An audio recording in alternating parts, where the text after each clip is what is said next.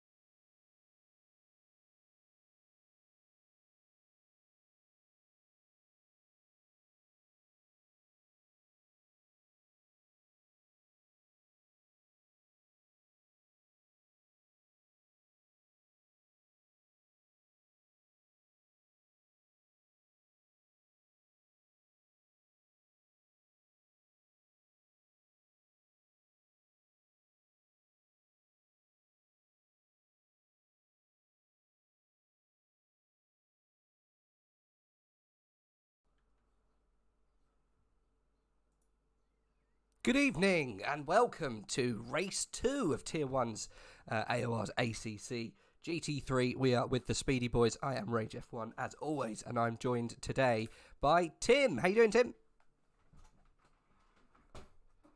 He is here somewhere. We'll catch up with him in a minute when he's back at his desk. But we are about to go racing round Donington. And I think it might be raining. So let's just jump straight in and see if we can get an update on what these cars are doing at the moment. They are sliding. Good afternoon. Absolutely everywhere. Hello, Tim. How you doing? Good evening, Rage. Yeah, apologies about that. I thought there was going to be a pause in conversation. I jumped straight in. No worries. It's all good. It's all good. First of all, I have to apologise for my very croaky demeanour this afternoon. I have a little bout of the Rona, but we'll work through it. Well, I'm glad it can't go through the airwaves and get to me. No, you're safe. I did think you did sound a little bit groggy when you came on with me in Tier 2 last week, but I thought, it could have just been hay fever, but no, the Rona strikes. Still out there, causing havoc, as always. It is. I'm having problems also connecting to Pit Wall, which is a bit frustrating. I don't know if you're on it as well. If not, I'll probably...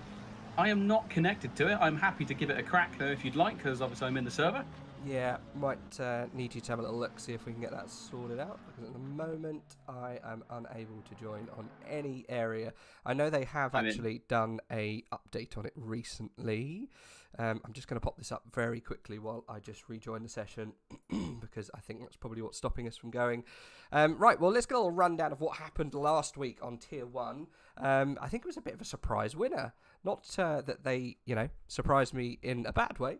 But was it Valentine Barrier? Let me just quickly jump on, double check. I wasn't there. It was last indeed. Week. It was Valentine Barrier on pole, Oscar Hall in second, and Jardier in third. It's fantastic. Yeah, you're right. Jardier in third, Oscar Hall, Valentine Barrier were the top three. Luke Whitehead, Aiding Walsingham were just behind them. Also, right, let's see if I can get it working this time, because silly me, I should have just left it. Well, I've got that side working, but I don't think we've got the live timing. If it works, it works. I know, I've got it working, mate. You have? Perfect. Yeah, managed to get that one running. Good, good, good. I'll have a look into it because it's not putting up the live stream, so people would want to watch the video. I don't think they're able to, but we'll sort that out next time, and we'll go straight back to the broadcast, guys. So there we go. Perfect. Right, well, you just joined us at the very beginning of the very wet session. We're on board at the moment with the number 12, going through turn 1, just leading the pits. I do have a map for the track here. I can't remember many of the names. Do you anything sticking out to you to be a bit of a dangerous one you got to watch out for round Donington? Especially in the wet, down through Hollywood and Craner curves, so that's essentially turn 3 and turns 4 going down the hill. It's a very high commitment, high speed part of the circuit where you really throw the car in and hope it sticks, and obviously it's wet, so a lot of cars are not going to stick. I think the guys in Porsches are going to struggle tonight with obviously no weight over those turning front wheels. They might struggle a little bit down through there, but again, things like the Mercedes are going to struggle as well with no weight over the rear wheels.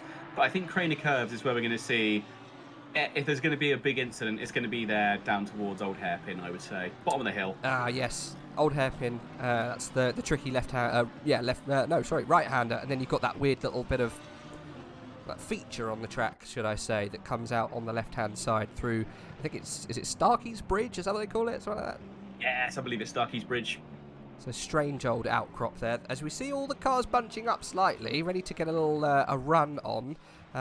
We don't think we've got anyone actually on a lap at the moment. I'm trying to find... There we go, the lights of Luke Whitehead. I think he's the first out and putting down some time. No, there's a couple more ahead of him, excuse me. But anyway, we'll stay with Luke Whitehead, number 55. 4th place, and he's not in a Porsche. So very, very interested to see how he's going to do this season. Is he going to be struggling? I can't remember the last time we bopped the Audi. It's a very strange choice for Luke Whitehead, but the Ripper seems to be making it work. We're in wet conditions, so the Audi should be pretty strong. We'll see what happens. I've got no idea what's happening with the Audi. Do you think anyone will listen to my word of warning in Tier 2 last time when it comes to pits and get it done early? Last time, I think we did some running around here in the wet. Dara McCormack pitted on lap 2, maybe lap 1, and he finished the race from the middle of the pack on the podium. So it's easily done. Let's see if anyone actually benefits from that. I think with the wet weather, definitely is a possibility of seeing some pretty out there strategies. I think the issue is that because it's mixed and not necessarily a fixed wet race, there may be a couple of people holding off, hoping that it's going to get maybe drier towards the end and they can switch to dries near the end of the race and hopefully gain an advantage. Quite possibly. I'm just going to make sure that we are all the same volume. I'm going to pop you up because I think I turned you down. There we go. So we don't have any problems with volume. As Luke Whitehead rounds the last corner, across the line then. Or was it a starter? It was just a starter. I'm getting it over ahead of... No, it wasn't a starter. It was a lap. I thought it was. He comes across the line. That is a 1:31.67. So, no, it's not. No, it's not. Okay. Where is he? He's just been overtaken straight away. That's why. I've not seen that name before. Eric Del Fante. What a fantastic racing driver's name. Hubert Siminski. We've definitely seen his name. He's in 2nd place with a 1:31.3. Sean Arnold, Vanko Dimitrov in 4th, Valentin Barrier all the way back in 7th. We've got lots of times coming in now. Luke Whitehead, he didn't have a time in. Okay, it was good. We're all fine. He's not got a time in, but we're on board with the Ripper at the moment. Tim, I don't know what happened there. My brain farted. It's absolutely fine, Rage. I think it happens all the time, especially at this point where the timing board goes absolutely all over the place. And to your credit, there is a lot of new names here this evening. Apart from obviously round 1, Oscar Hall, Eric Del Fante, Antonov, Tadej, Ademu, Mitchell, Crook, Muxka, Shiro, Nelly, and Alan Drake Cruz have no previous Apex Online Racing experience. This is their first championship with us, and they're straight in at Tier 1. So in at the deep end, but it does mean there's lots of new names to try and remember this time round. Yeah, I mean, just Tier 1 generally. Leonardo Porrico, who's actually currently leading them around, not seen him before. Cruz, not seen him before. Luke does go to the top of the standings at the moment. Jardier in 3rd place. Konrad Sita, not seen him before. Fante, not seen him before. We've seen Hubert Simonensky. Sean Arnold, can't say I've heard of him. Yeah, there's lots of new names. There are some returners though. Just Perrick used to race with us a good 4 seasons ago. Never really threatened the top 10, but good to see him back with us. We've got Jeffrey Miguel, Renault Ritchie. Was he a Tier 2 driver last year? He's now running around in Tier 1. Yes, he was. He was Tier 2 last season, Season 12. And yeah, Just Perrick hasn't been in any form of racing since Season 10, when he was back in Tier 1. Yeah, I remember Just Perrick. I think he is an old friend, so that's why that name stuck in my head. But yeah, no, he's a good driver, fantastic driver, absolute alien. But when you come against the other outer world drivers in Tier 1, you get very much made to look like an amateur. But we'll see how he goes later on. He's in P27. Talking of aliens, we're on board with Black Gold Sort. He is 38th. No time under his belt, so we're not too sure what he's going to do. Part of the Stability Control 88% team. We'll see if he can put in a good time this afternoon. I, for one, think he will be inside the top 10. How well did he do in his first outing? Let's have a look. Last week, where was he last week? Black Gold Sort. I think he may have had an incident last week at some point. Can't actually see him on the timing list. He was definitely in the race. Yeah, he was there definitely with us. P8. So that's not bad, is it? That's not. That's not bad. You're sandwiched between Alexandra Lee and George Boothby. I mean, you're doing all right. Talking of Boothby, what's he driving this time? Still in a Ferrari. He's in the new one. Where is Boothby at the moment? Is he with us this afternoon? Let's have a little look. I've not seen him in the list. Don't think he's with us this afternoon. Can't quite see him. No, doesn't appear to be. I didn't get the ping that he was streaming either, so that's usually the way I know he's getting ready for Tier 1 races. I get a ping come up on my phone saying, here we go. Black Gold Saw must have invalidated because he's not got a lap in. We're still on board with him at the moment. We'll stick with the number 88. It's not fair because that's my racing number, but we'll stick with him anyway. Do you have a favoured racing number, Tim? I usually go for 272 because I was born on the 27th of the 2nd. Fair and enough. that's what I tend to go for if it's available. If not, I'll go for anything really. I'm not too worried. You know, no one's going to see my number anyway. I'm usually at the back. No one sees mine. It's fine. They do when you get blue flags. That's a very good point. It's a very good point. Actually, to be fair, last season I decided I would actually do all the timings, do all the qualification, do the pre-race, sort of the what they call it now, the evaluation race, to see where I would place. And I came in Tier 9 last season, so it wasn't too bad. Didn't get to do a single race because obviously I'm normally in the booth on a Tuesday anyway for Tier 2. But it was You rolled the dice for Tier 1, did you? Oh no chance, no chance. I'd have to be doing the short circuit here at Donington to even stand a chance of being anywhere near these guys. No, it was more a case of I wonder how slow I am. Let's see how bad I do or how well I do. I was quite pleased with Tier 9. I didn't sweat it out too much. I just sort of thought, let's just see what happens. See what the lay of the land is. Black Gold Sword does come across the line finally in P6 with a 131 dead, pretty much. Those around him then, Jardier is currently leading the pack away. Part of the Jardier community team, obviously. His face is all over the car this season. And what a fantastic face it is. There you go. He's got his dog on the side of it and everything. The 39 there going through the S's as we come down towards turn 11. Who have we got improving then? Luke Whitehead slowly improving. He's just behind Jardier. So we'll stay with them as they work their way around turn 11. I think that was a big old improvement, wasn't it? He was 0.5 up, I think. Although there's traffic around him. 0.4 up at the moment. He just lost a tenth. And he's gone deep into turn 12. Managed to save it. He's lost all of that time. He's kept 2 tenths. He'll improve. Be front row. But that was a podium that just slipped between his fingers. And I think he knows it. Pulling the car over. He's got enough time to get some new boots. I think he'll be all right. Yeah, luckily still with just under 5 minutes left, still got a reasonable amount of time, although it does take a little bit longer to get your tyres up to temperature, so he's probably going to need 2 laps to get those tyres fully working. He is known for doing a 2-lap warm-up, to be fair, for what's it called, Whitehead. He does like 2. He's not a single pump kind of guy. He likes the 2. We're on board at the moment with Conrad Seater. Conrad Seater, P14. He was improving. He's 3 tenths up in his time. This will put him quite far up, actually, maybe even into the top 5. Goes P8 with that, so that's a nice improvement for him in the 992 car. Is that also a 992? I don't know my Porsches. Is it a 992? I thought that's quite old. I'm not a Porsche driver, so I'm not sure. Although I imagine, obviously, some people will still have numbers, sort of historical numbers. Essentially, the 992 would have been the Porsche at the time. Isn't it the 998 now? I think is the new Porsche.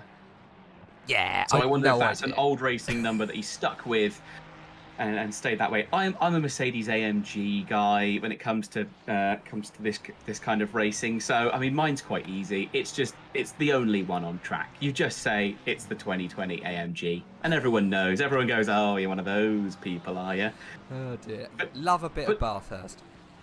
It drives the same in the wet as it does in the dry. That's the upside to it. You know it's always going to understeer, so you're never surprised when it understeers. It never catches you off guard. We have No. had a little bit of a catch off guard, though. Del Fante has managed to displace Jardier with a fantastic time of a 1:30.6.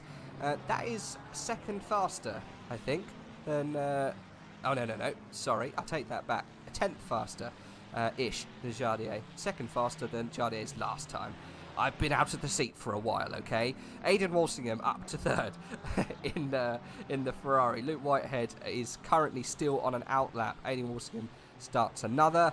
Del Fante also starts another, and we've got 200s between him and Jardier. No more improvements at the moment, apart from Samir Foch, Valentin Barrier are looking quite spicy. Samir Foch 3/10 in the bag. This should put him about 7th. He goes 6th place with that time, so he'll be happy with that. I'm quite surprised at the change of the guard here this afternoon. We've got quite a few new names up towards the top end, and long should it continue. I like a bit of a mix-up at the top. I think we'll be fine. Yeah, I think being the summer series, it always changes it up a little bit. Some people decide to maybe give sim racing a little bit of a rest through the summer, simply the fact that it's so insanely hot most of the time, or they just haven't got the free time to do it.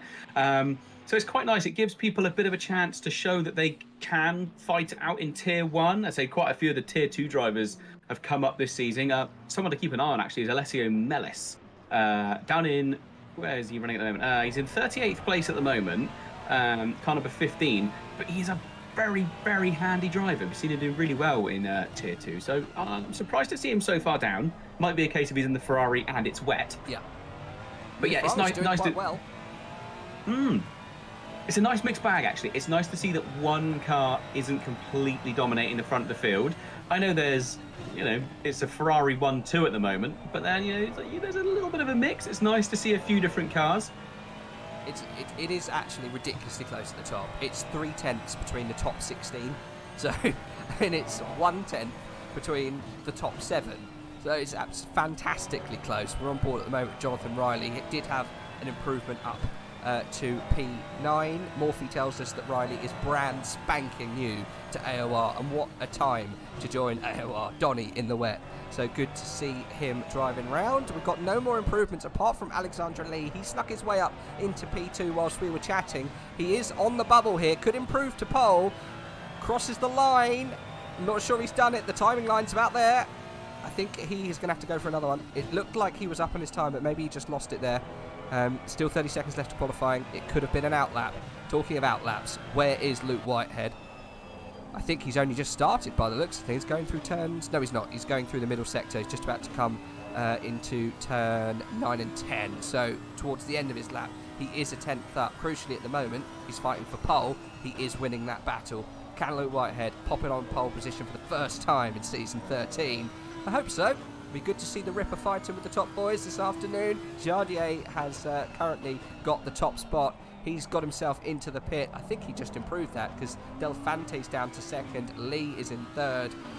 Walsingham no more from Del Fante. He is done. He has not got a time in, and we've got Luke Whitehead coming through turn 12 at the moment, just about to run it down to the line. He is up massively here, Tim. We're going to see a change of the guard. We have done. Luke Whitehead taking his first pole position of the year. He says, I hope. Maybe. I mean, he's still got cars Sean running. Arnold. Yeah, Sean Arnold in 6th is still up on his time. He was 0.3 up, just dropped back down to 0.1. But I mean, we saw that huge improvement from 0.2 now. There's a run to the line for Arnold. This might be a big improvement. Oh, 2nd place, scrapes in. But a complete change to what we thought it was going to be. That's the main thing. We've got some guys coming across the line here. I'm not going to pronounce his first name. I'll struggle with his surname, to be fair. Neworth crossing the line in P12. And we've got Miguel Reno Ricci. I love that name. It's absolutely fantastic. He's 2/10 up at the moment. He comes through turn 11. Jeffrey Miguel Reno Ricci. How many names can you have in one that make a fantastic racing name? It is a stunning name. I think he's another tier 2 driver. Pretty sure we just shortened him to Richie over time. It just became easier. And it's Wojciech Neuwirth, I believe, is another one of the old tier 2 drivers. So yeah, this will be quite nice because there's plenty of tier 1 names that I can't pronounce, and there's plenty of tier 2 names that I'm sure you'll struggle as well. So the pair of us together should hopefully come up, at least be able to pronounce most people's names. We can try. That's all we can do is try. Sometimes, though, it's a bit of a mouthful, and I'm sure they laugh at our pronunciation. We had some absolute belters last time in Season 12. I've ignored chat, I'm sorry. Niels, thank you. It's been fun, and coming back. Kindly, Tim jumped in for me last week because I was at a stag do on the opening round, so I missed the action that we had. Where were we? Valencia, was it? Yeah, it was Valencia, so it was new circuit, new cars, new season. It was an absolute triple threat of newness. A triple threat of newness. I like it. Some may be asking as well where my co is, because last season we had, and the season before that, we had Twin Barrel J kindly join us in the booth. He wants a bit of a rest on a Monday evening. He finds it hard with his work commitments, but it might not be the last we see of him. But this season, at least, he's not going to join us in the booth, and thankfully, we're going to have Tim joining us for Tier 1, which I'm very happy about. We've done lots of comms together in the endurance season, haven't we? I think the first endurance season, and then you took it upon to do the second. And are we on season 3 or 4 now? I can't remember. I believe it's season 3. I'm currently tied up at the moment, so I'm unable to commentate on that as well, which is a bit of a shame. But yeah, I believe it's season 3 this time round. I mean, whenever we're commentating for 12 hours, I'm always busy. I'm not doing that again. Anyway, we'll go through the list of the boys and where they finished on the grid. At the moment, then, taking honours, and I excuse my voice, I just have to work through it. Luke Whitehead is in pole position. Joining him on the front row is Sean Arnold. Second row is Jardier. He's with Del Fante. Third row will be Alexandra Lee and Aidan Walsingham. Fourth row will be Samir Foch and Hubert Simonensky. Then just working our way outside the top 10, we've got Jonathan Riley and Makowski in row number 5. Row number 6 is Valentine Barrier and Newworth. Row number 7 is Jeffrey Miguel Reno Ricci, and joining him would be Conrad Sita. And where are we now? Row 8, we've got Alan Drake Cruz, fantastic name as well, by the old stablemate Vanko Dimitrov. Black Gold Saw finished in P17. That will be row 8 with Matthias, Holdiki? Who knows? Tommy is in row 10 with Leonardo Porrico. Then just behind, in row 11, we've got Just Perrick and Gert Fischer. That should be a fun little race between those two. In rows 12, we've got Alvarado and Simonara. Jay Fang will be joining them just behind with, oh my goodness, Stachiki. I'm really sorry, guys. Mattia De Campo, another old runner in Tier 1. He'll be in P27. Daniil Seragin and Kevin Tady will be just behind them. Lucas Bergold and Ben Crook in P30 and 31. We've got a big grid this afternoon. 32 and 33, Antonio Sricho. I'm sorry, I'm butchering these now. Vulcan is in P33. 34 is Oscar Hall. 35 is Venci Rachel. Fantastic name as well. We've got Fabrizio Campanella. Fantastic name as well. He'll be joined by Leon Burnt. Alicio Mellis and Eric Mekska will be rounding out the top 39 drivers we've got for round 2 of AOR's Tier 1. How did I do, Tim? I think pretty well. Pretty well. That's the first time we've read through the list as well. I think there are some real mouthfuls in there. I think the thing I always forget is that quite a lot of time in Eastern European countries that D is pronounced as ch. or CH, and just yeah, I really wish there was an application that I could use that actually pronounces names as they should be, and so I could try and learn them a little bit. But the issue is, because obviously a lot of them are names as opposed to words you'd find in a dictionary of 100%. foreign languages, Yeah. there is no, a lot of the time they give you part of it, or it just defaults and goes, oh, you're trying to say this, and I'm like, no, I'm definitely not trying to say that word. I want this specific name. So I always, as always, feel free to DM any of us or put it in the chat if you know we're pronouncing something incorrectly. Do let us know, because we don't do it on purpose, just obviously. But me and you are both from Blighty, We and, struggle, don't we? you know, That's we English. have boring names, don't we? do. Really, What's I wrong mean, with like most John? of the time. You know, I John mean, you Smith. say that, but then if everyone was John, then it'd be even worse. It'd be John overtaking John into turn 1. Well, and then we'd you all say that. slowly. We had, I think, at one stage 3 Neils in our team in Tier 1. I think that was maybe Season 10, Season 9. We had 3 separate Neils. So we had to call them Neils, followed by what car they were driving. So we think we had a BMW Neils, we had a McLaren Neils, Porsche Neils. Because otherwise it was so hard to keep them, you know, but so we knew what was going on. It was just easier just to say BMW Neils. Everyone knew where we were, and since then, whenever we get Neils joining, even if he's in something else, we call him BMW Neils, just because it's easier. Everyone knows now. It's like, why'd you call him BMW Neils? It's a long story. I always go for the cheeky shortcut of, I'll say the brand of car and then their racing number. That tends to be, if I'm not sure on a name, I'll just quickly go for, and it's car number 22 in the battle. That's the Ferrari. That might not be a Ferrari. Actually, what is that car? Oh, almost. I nearly got it right. It's a McLaren. I went on a complete blind guess on that one, but I was quite pleased. You know, it's a middle mid-engine race car. I think that was pretty close. So have you got much racing experience here at Donington? I know me and you have both commentated on it a few times, watching other people race, but it's one of those circuits that I love, but I'm awful at it. There's lots and lots of blind crests and such, so I'd be interested to know if you have much racing experience here, Rage. I do, yes. I can't think where, though. I'm just trying to think where I've got more racing, whether it's in what sim have I got more racing around here. I've definitely done some racing in ACC around here. Not loads. I can't remember another game that had a lot of Donington. It might have been Project Cars. I'm pretty sure they don't have Donington on iRacing, but I could be wrong. I've definitely done a lot, but yeah, I don't know if I've done endurance around here. But yes, to answer your question, yes. I was slightly distracted there by Niels in the chat. Says, how does soon to make a comeback into league racing in AOR Niels sound? It sounds fantastic. Niels, if you do join us back in AOR, that will be your name, Comeback Niels. Not exactly rolling off the tongue. I don't think so, but we'll try. Alan Racing says, P15. I'm assuming that's where Alan Drake Cruz, that is you. We'll keep an eye on how you progress this evening, but I think we should really stick with these top boys. Do you want to take us down to turn 1, Tim, for the start of race 2? So this is the final run to the line now. Whitehead on pole, hoping to get a good run off the start. Who's going to get the green light jump? Hovering above them at the moment, see what we can get. It's a long way, and off they go. Great start by Whitehead, and to be fair, so is Jardier going to try and go up the inside immediately into turn 1. Is he going to get it done into Redgate? Yes, he does.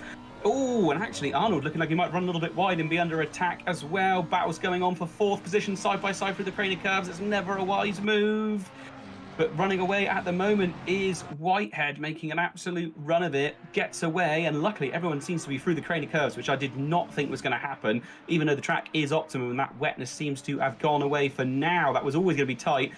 But at the moment, Whitehead absolutely flying away, isn't he? Already opened up nearly half a second gap. Everyone behind seeming to keep it reasonably well together. No incidents so far that I can tell. No, I had a good old look through the grid, see if we had any dives, lunges, or something similar. We do have some side-by-side action as we saw 2 drivers go toe-to-toe. I think that was Cruz and Sita banging doors. They did come off okay. We haven't got anyone... Well, we did have a momentary little bout of grass, but I think we're all good. But they did go toe-to-toe there as someone... I think that's Miguel Renault Ricci just missing the S's, the turns 9 and 10, taking to the escape road. He's being absolutely munched by everyone around him. Fisher taking advantage definitely to get past there.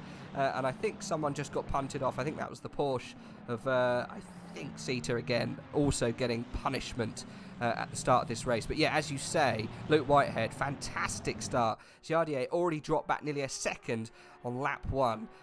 You couldn't ask for more, really, for Luke Whitehead. We'll see how that pace turns out. We've got a dry race at the moment, dry for 30 minutes too, so changeable conditions can take a back seat at the moment, and we'll see how we go for the start of this race. Have we got any crazy battles going on? I think at the moment, Jonathan Riley and I think that's Samir Foch ahead are currently battling for P7. We'll go on board with them. I just noticed car number 28 of Pocho is into the pit. And so obviously, I think they had a bit of an incident down at Melbourne Loop, so essentially the hairpin. They appear to be going into the pit, so are they now going to get their pit stop done early? But it was a very, very slow pit entry, obviously not a planned stop. I'm probably having to change the amount of fuel they take on. Oh, no, can't do fuel, but obviously changing settings. But yeah, they'll be disappointed with that one to get have that incident on lap 1, sorry. Look at the top 10 at the moment. Sorry to interrupt you, Tim. We've got, how many is that? 1, 2, 3, 4, 5, 6, 7 Ferraris inside the top 10. Mikowski, Riley, Foch, Walsingham, Ley, Del Fonte, Arnold, all in the race car from Maranello as they go toe-to-toe. Samir Foch getting overtaken there by Riley through turn 11 up into P7. Samir Foch is going to have to settle. Tries the outside line in 12 for a little cutback here down into turn 1. Don't think he's going to make it. The run wasn't that good either, neither was the cutback. Samir Foch, I think, is going to have to settle for one position taken away.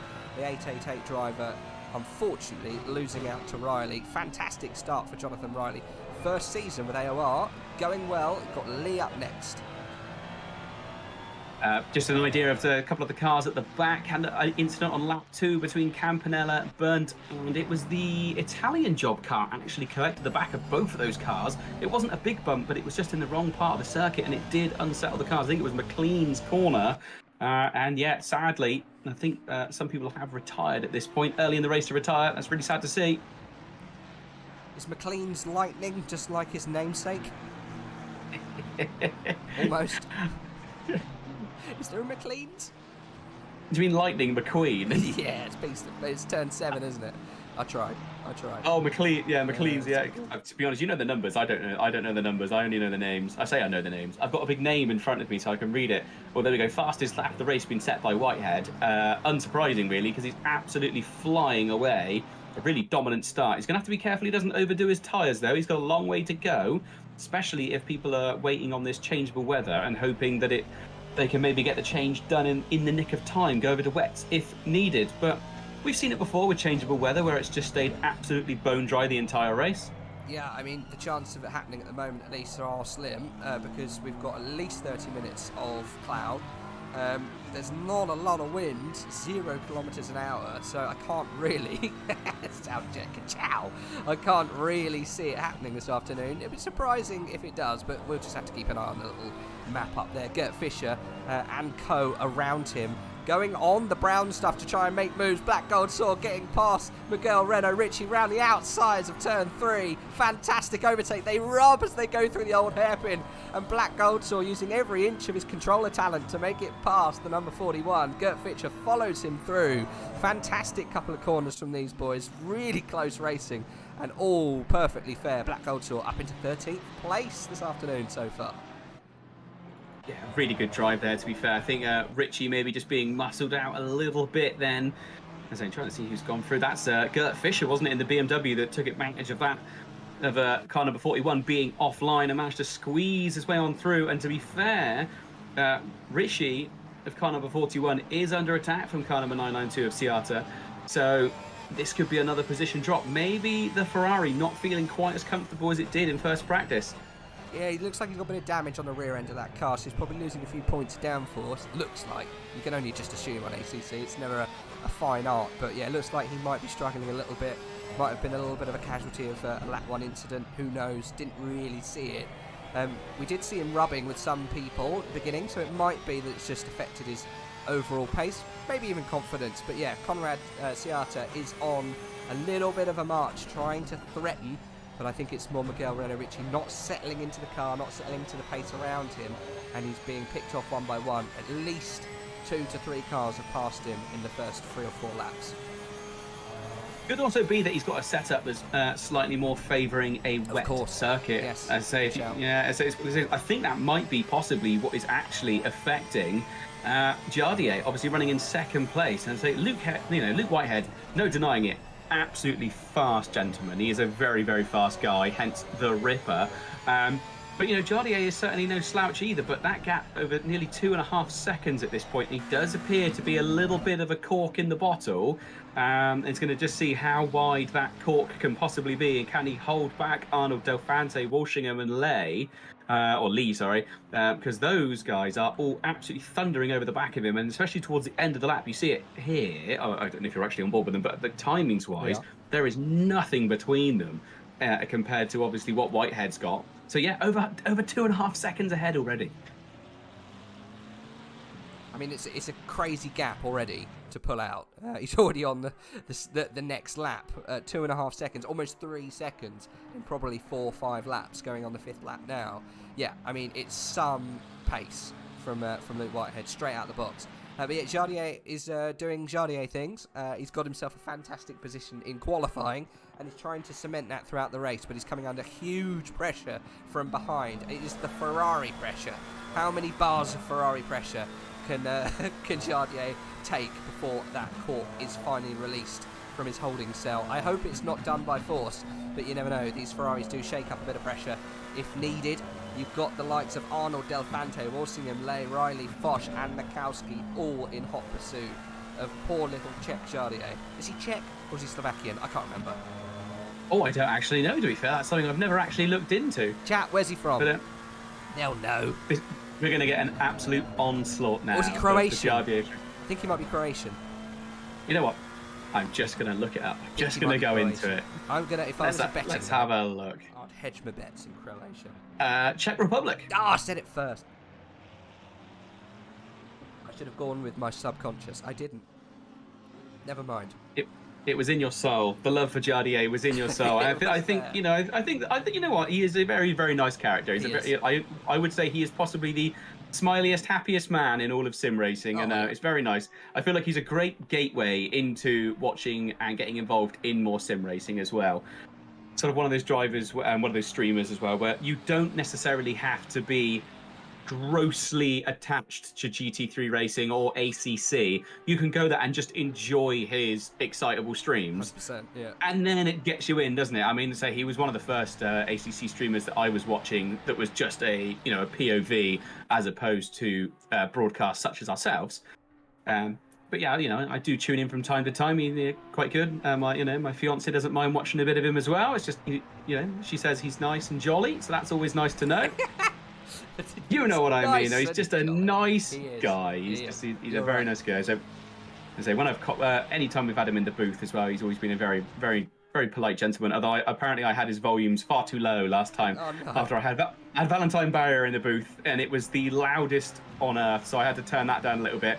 And then when we had Jardier in afterwards, I think his professional mic and setup just meant that he sounded a bit softer and a bit more sort of leveled, but I forgot to turn the volume up, so I got told off afterwards. It all happens, don't you worry about it. We had a move at the back there. I'm not sure if it came off. I think that's Delphante trying to get past Arnold, or vice versa. Going around the outside, trying to make a move into 12, but not happening. That's brought Walsingham into the fray. We've got 3 Porsches all vying for position here, and it's happening behind this little pocket of Arnold and Jardier. Good stuff, though. Mini Simeon has joined us. Started without me. We didn't mean to. We're not going to ring the bell each time. But no. Welcome, Simeon. Thank you for jumping on board with us as we are joining this fantastic little battle here of Walsingham, Delphante, Ley, Riley and Foch all coming together. Samir Foch is... Oh, no, he's just a little bit further behind, but still, if they keep battling like that, he'll be soon knocking on the door. I'm not too sure who's causing the problem here, because it looked like Delphante was trying to get past Walsingham and didn't quite make the move stick. And that's put him back slightly into Ley and Riley. But hey-ho, it's a good old race, all in the same car, so it's even Stevens between these boys. it's nice to see the Italian job on an actual Italian car as well. I know in the past they've been in slightly different cars. I think the Honda, I've seen that livery on a few times before. So it's nice to see it on an actual Italian car. Oh, For a moment, I was looking at the chat. And the Italian job. What's the Italian job about? It's just gold and red and black for me. It's not showing. Just gold and red. Okay. Yeah, it's just gold, red, and black. But yeah, I'm sure I've seen it on the Honda and bits and pieces. I think they run the same livery over different cars for different members of the team. So it's nice to see it on the actual Italian car. Yeah. Otherwise, it is a bit confusing. It's the Italian job, but it's certainly not an Italian car. Oh, it's when you run like the golf livery on something that's never been golfed before, right? Or golfed. Or like the Martini livery. You run it on a strange car that's never had it before, but hey-ho, why not? I mean, the golf livery looks good on everything, doesn't it? It is I think there is actually, who is that? There's one of the McLarens in here this evening is running that livery, thinking about it. I'm pretty sure they are. At least it's the colours. If not, it doesn't have the branding. Is that car number 22, possibly? No, it is not. You know what? I'm going to have a little rummage through until I see who it is. Oh, it's Valentine Barrier, Garage 59. Let's have a little look. So it's technically not the Golf colours, is it? Although actually it is. It has got the branding on the bonnet, I believe. But yeah, that's Garage 59, Valentine Barrier. Obviously our winner last time round. Struggling a little bit at this point, outside the top 10. And so down in 12th place. Oh yeah, I see what you mean. It is somewhat the colours. I see. Be similar to the colours. I think if, Inspired colours. If you go up to helicopter cam, it does look a lot like it could be that. And I mean, I wear glasses as well, so there we go. For me, it looks fine. It looks about right for me. It looks golfy. Nice to see, actually, one of the Aston Martins here this evening, which is Nerworth, car number 63. A car that really has sort of gone a little bit into obscurity. Even in endurance racing, it's kind of sort of disappeared. It used to be the go-to for endurance racing. It was a car that was decent on fuel, handled pretty sort of predictably everywhere, but obviously maybe fallen out of favour with the latest BOP. It's strange I think how it changed. It's like the Bentley. No one wants to use it now. No, I'll tell you what. Though, actually, it was it was last week, wasn't it, in Tier 2, where the Nissan GTR actually was doing a really good effort, which I was super surprised to see the GTR.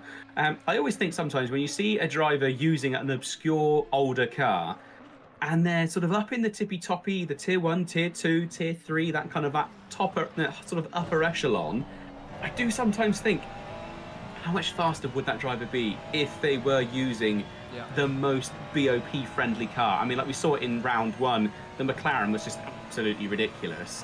It was so incredibly fast. And I think actually it was either just before or just after that race, there was a BOP change, but I think it was only for the McLaren at Kyalami, which I don't believe we go to this season. But it's interesting to see that there's been a lot of changes recently within... Oh, actually moved up the inside Valentine Barrier, taking away a position from Norworth. It's good to see that there is still being so many iterations and changes of this game. It's really good to see that they're keeping it up to date and fresh. I mean, if you have to, otherwise you get one car that just runs away with every single race. But it seems to be they bought different cars on different tracks. Hey ho. Oh, car number 19 had a yellow flag out for car number 19. Whereabouts are they running? That is Campanella, and that was at the where was that? I think it was the S's. So Fogarty S's. I'm going to try and go back on a replay and see what I can see. Side by side with somebody there going in. Oh, and there was a recovering car in front. Now that's a bit of a messy one. Sure, penalties will be given for an unsafe rejoin for something like that. Yeah, I think so. I mean, I'm not sure really where that green Lamborghini was coming from or where it was intending on going. And there was also a BMW recovering as well, but they were definitely a victim in that. I'm certainly we're going to see some live stewarding coming in, and actually those cars did return to the pits. So I will do a little bit of off-screen rummaging and see who that was. So Rashanov was taken out in the incident, and so was Eric Musker. Oh, and it was Seminara. Seminara was actually that green Lamborghini. I wonder if that wasn't necessarily intentional, but may have been a hardware issue, because it looked like they were going flat out at that point. I was going to say, Simone Seminara is actually done for the afternoon, so obviously that crash has caused terminal damage, or at least damage we didn't want to replace bits and pieces, and pulled the car over. We're still watching the battle for second place. We're with Arnold at the moment, who's chasing down Jardier. Walsingham's got incredibly close too. Delfante's still there, but it seems to be a three-way fight at the moment between Jardier, Arnold and Walsingham. But to be fair, these boys are kind of scrapping between themselves, i.e. Arnold, Walsingham, Delfante. They haven't actually started scrapping with Jardier, so it's not really had a lot of pressure on him. Yes, they're behind him, but no one's actually thrown one up the inside. As is the difference maybe between the two cars. You've got the Ferrari versus the McLaren, but the only other McLaren's way outside the top 10. Seminitsky, Valentine Barrier and Newworth, the only other McLaren's anywhere near Jardier at this stage. So doing incredibly well. Obviously Luke Whitehead is running away with it with 6.5 seconds under his belt. Pretty much pulling half a second a lap on these guys at the moment. That is pretty ridiculous. I mean, obviously, Jardier having to go defensive, and oh, there's a touch. He's rotated. He manages to recover. Running so close, these boys. They all hit each other, unfortunately. I think Arnold will get looked at very, very silly. Possibly looked at by the stewards there for causing avoidable collision, I think is what they call it. Jardier, though, hops back into original position. I think, actually, they all do hold course, apart from Delfante. Looks like he's actually profited slightly from that. Where has Walsingham fallen down to? He's actually gone down to P9. So the man that had a go, or crashed into the back of Arnold, sorry, is actually... It was Arnold who put it up the inside, yeah. So it's Walsingham who's actually fallen out of favour there. He's lost a good few positions because he was the one who was just behind Arnold. So yeah, big loser, the number 2 car, all the way back there. I think it was Walsingham. Yeah, Walsingham down in in 9th place now, isn't he? I've just tried to go back on the replay and couldn't actually see. I think it was just a case of the traffic kind of just didn't work in his favour after that incident and just got a bit caught up with it, didn't he? Yeah. Well, they all got booked, didn't they? Because obviously Arnold had a go up the inside, then had to slow down because he knew he'd hit Jardier and then would hit him again if he speeds up. Unfortunately, he then got rear-ended, which hit him into Jardier again, and then everyone else rear-ended everyone else, as they do when you concertina through a corner. The good thing about that, though, everyone's going to have a little bit of front and a little bit of rear, so it probably even itself out. Jardier might have a little bit of side damage, but, I mean, I think it's all very minimal. That's the kind of damage that these boys probably won't even change on a pit stop. Talking of pit stop, we're probably coming slightly into that area now. The guys will be testing the waters. Do I get some free air if I come in now? This is what some of the guys stuck in this train are going to be thinking. When's a good time to pull the trigger on the first pit? Just a quick one now. The first of the lap 1 incidents has been reviewed, and it turns out, so this was lap 1. It was cars 12, 14, 28, 43, 144, 420, 777, 788 on lap 1, and that is 2 license points for car number 28. And no further action for anyone else in that one. And then where is this one as well? And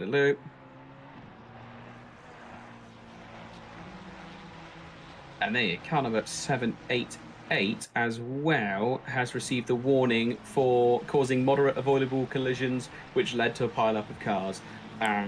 So yeah, Haldke, I think, the 788, who's got himself a little bit of a slap on the wrist. Who else got penalised back there? What was the number? So the main one was car number 28. That's 2 licence points and a 30-second time penalty. So that is absolutely monstrous. That's nearly a third of a lap here. You think 130s, they're kind of everyone doing at the minute. So yeah, a third of a lap is that size penalty. Porrico, unfortunately, he's all the way back in 35th. In the Lamborghini. Yeah, he's the man, unfortunately, that's been penalised the most with a 30-second penalty. I'm sure he'll rule the day that he caused an accident. Never mind. Have we got some pitters? I think we do. The first of those is Black Gold Saw. He's pulled the trigger. I thought it would happen. It probably happened on the lap that I said. Who knows? He has done the deed. Jay Fang has also pitted. He's no slouch to getting a quick pit done early.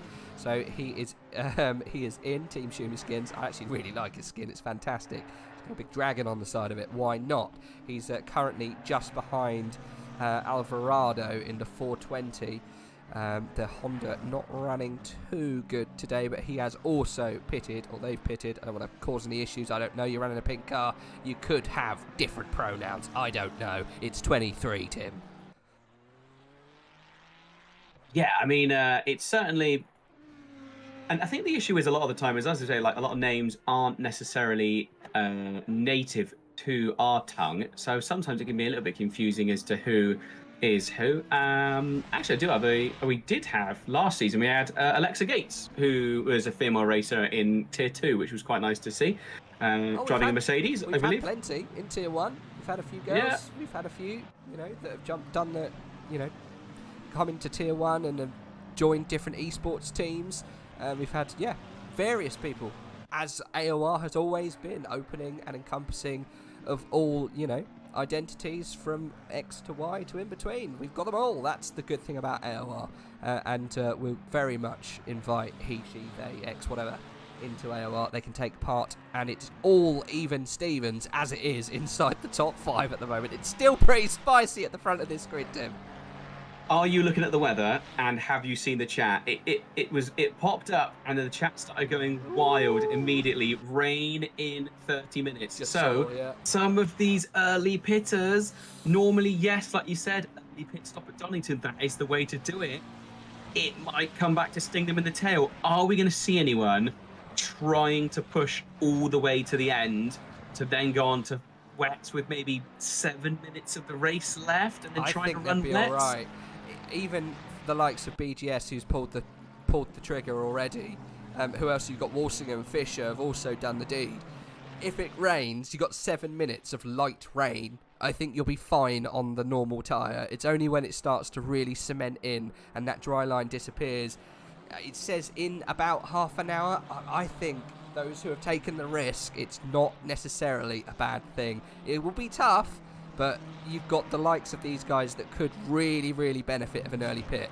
They'll be putting in incredible lap times of those around them. The people that think, oh, I might hang it out a little longer to see what happens, I think that's too far away for it to make a real dent into this race. A headache, yes. A dent, maybe not. Yeah, it's a long way to try and drag those tyres, isn't it, for a full sort of 50 minutes of the race. As a quick one, another incident come through. So this is lap 1, car number 41 and car number 992. Oh, that's Seata. And car number 992 gets a 5-second penalty. Brakes too late and tags car number 41, pushing them off track. So, yeah, clean cut on that one. But, it's a 5-second penalty. Could have been a lot worse. So running in 13th place, hasn't pitted yet. So that will add 5 seconds onto their pit stop. H is right. There is no refueling in these races. There is possibly in the 90-minute race that we hold refueling allowed. Obviously, that does change around some of the pit strategies. You can change tyres, of course, on your pit. I would advise doing that. But there is no refueling in this 60-minute sprint series at the moment. But we do a bumper race in the middle part of the season. As far as I'm aware, there's no break season, no break week as well this season. It's just a straight 7 races, isn't it? Yeah, 7 weeks of straight racing. A little battle going on for 20th place, which is a little bit further down the grid, obviously, but it's quite a good one. It's Cruz versus Bergold, and it looks like Melis is also trying to come onto the back of them. These two have been slightly overlapping for the better part of the entire lap. Basically, it was the final turn of the last lap where they were really, really squabbling. Super close together. Just digging into seeing what some of the other racers were up to, and sort of see where people sort of sit outside of AOR, sort of get a little bit of an idea of who the racers are. And I thought I'd have a little dig into Alan Drake Cruz, who I did mention last race, is only 10 years old. Shut the front door. I know, 11 years old. He originally got into racing in the form of karting in the real world. Then the pandemic came along and he went into esports. Apparently it was F1 he originally got into, so a bit of a change from F1 over to here. And then, has made quite a name for himself, obviously racing for Post Sim Sport here in Europe. So that's a really good team to be on board with. And looking to sort of hopefully try and get a little bit more coverage and then hoping to try and get back into real life racing again in the form of karting. So I mean, at the age of 11 to already be in Tier 1, or age of 10, sorry, in Tier 1, that is absolutely blistering. So I think this could be a young man that we really do see fighting it out sort of at the top tier. I mean, he's already here in Tier 1, isn't he? So I mean, it's just, you know, the only way is up at this point, isn't it? It's absolutely fantastic to see someone that young. You've got 20 years of racing left in you at the age of 10. When you get to 30, it starts to peter off into obscurity. But these sim races, it's prime time. Those teenage years is absolutely time to shine. And then when you go into your 20s, he's going to be an absolute beast if he is genuinely 10. I'm really surprised, but happily surprised. This is what we want from esports. Yeah, it's nice to see sort of youngsters getting into it. To be fair, it's, you know, obviously, you know, that you sort of into the pits actually for Cruz as well now. It's one of those things of it's hard, isn't it? Because when you're young, it's probably when you're going to be your quickest, your easiest to learn. You can absorb the knowledge. You haven't got any other sort of real life driving things in your mind. So all you do is sim. You know, you've got sim racing, so that's, you can learn it so much quicker when you're sort of younger. Your mind is easier to start going, you know, it absorbs things much easier. But you have the issue of it's not your money. I mean, I'm 33. I've only had my sim rig, and mine's only, you know, the poverty spec sim rig. I've only had mine for sort of 3-4 years, and that was the soonest in life I could afford it. So it's difficult, isn't it? Because you want to get into it at a young age. But, you know, I mean, I've got a toddler, and he goes through different toys all the time, so you never know what's going to be his favourite thing. So you don't necessarily want to spend thousands on a sim rig for your young lad, only to find out they're going to change. But, I mean, with how good Cruz is at this point, I honestly think it was an investment well made. Very much an investment well made. 100%. That is mighty impressive, to be fair. Chat are always saying Alan is generally 10, and he always beats me in the pulse practice. That's just fantastic. Morphe's saying you start to lose it at 30, I'm screwed at 44. I mean, yeah, anyone who's joined the 3-0 club, I think you probably, you know, it starts to hurt when you bend down, let alone racing round for an hour. But look at what Alonso's doing in Formula 1 at the moment. It's absolutely fantastic. The old boy's still got it. I guess it's just conditioning. Luke Whitehead still leading, 12 seconds in the pocket from Jardier, who's in second place. Del Fante in third, chased by Sean Arnold, Jonathan Riley and Samir Foch, keenly looking to move up the grid this afternoon. Do we think we'll have any changes inside that top four, seeing as we've got a lot of traffic coming up? I definitely think so, but I think as soon as Jardier meets this head of traffic, he's going to decide to pull the car in for his pit stop. As you can see them slowly getting closer. I'm not too sure what car that is. It looks like Del Fante's paint scheme, so it's obviously a team member a little bit further back. Does Jardier pull it in now? You know, do you risk doing another lap and getting caught out by traffic? You know, 31 minutes in, I think we might see Jardier come in. No, he goes for another lap. Anyone else pulling it in? No, Del Fante pulling in. Following, Arnold, Foch, Bukowski, all following. No one else wants to pull the trigger. Maybe they're worried about this rain that's coming in, you know, supposedly 30 minutes. Not too sure. What would you do in this scenario? I'm not really too sure. It's a difficult one, isn't it? I say, like, 50 minutes is a long way to go if you've set your car up more for a sort of 35, 45-minute stint. You might be going for a slightly more aggressive setup on the tyres. So to then have to stretch them nearly, you know, sort of twice the distance, it then becomes, you know, it becomes an issue of, you know, can your tyres actually take it? Quick one, also lap 2, another incident involving car number 19, 2671, and that is a 20-second penalty for car number 26 and 2 license points, causing a moderate avoidable collision which involved 2 other cars. Yeah, that's the other Italian job boy, Antonio Scirio, unfortunately. He can say cheerio to a few license points. He's got a 20-second penalty he will have to serve before the end of this race. Unfortunately, the 26 car, and he's got a few more coming to him as he upsets the runners behind a good few times, unfortunately. Not Chirio's best light as he actually reverses down the track. I think we might see a big slap on the wrist for this driver. I've never seen that before. I think that was all fingers and thumbs there for the 26. Never mind. He might even pull it over and say goodbye. That's a real shame for Antonio, and I think he might be looking at a few more license points coming his way. You never reverse onto the track. You never go backwards onto the track, even though you're on the grass. Oh, jeez. He did upset the front runners as well. I think Del Fante or maybe even Riley and Foch got caught up there. Not too sure who was the real, got the most issues caused by that little scuffle that happened in front of them. But some people definitely got a knock. Jardier got a side knock. Don't think Del Fante did, but definitely one of the Ferraris hit the side of the flailing Ferrari there. This is the first. I'm just noticing. I was obviously I put together a little list of drivers, and I was thinking to myself, Riley is a new driver. Why isn't he on my list of no previous experience? And I suddenly realised, oh yeah, actually it's because he didn't take part in round 1, I don't believe. So good to see first race out there doing really well. And actually, to be fair, Shiro does have no previous experience here at Apex Online Racing, so it can be one of those things of, you can be a really fast driver and you could set amazing lap times, but it is really hard to get practice with drivers that are similar pace to yourself. 100%, yeah. Obviously, there's usually a practice race on a Sunday, and for all the other tiers, there's another practice race going on right now for sort of everyone sort of tier 2 and beyond, as they're racing actually tomorrow. But it's one of those things, it's really hard to actually get a feel. So sometimes, like you were saying earlier on, you might be an alien, you might be ridiculously quickly, but when you are surrounded by aliens, it's a very different scenario to be in. Usually, you're able to pick people off here, there, and everywhere, and dive down the inside and sort of push your way through.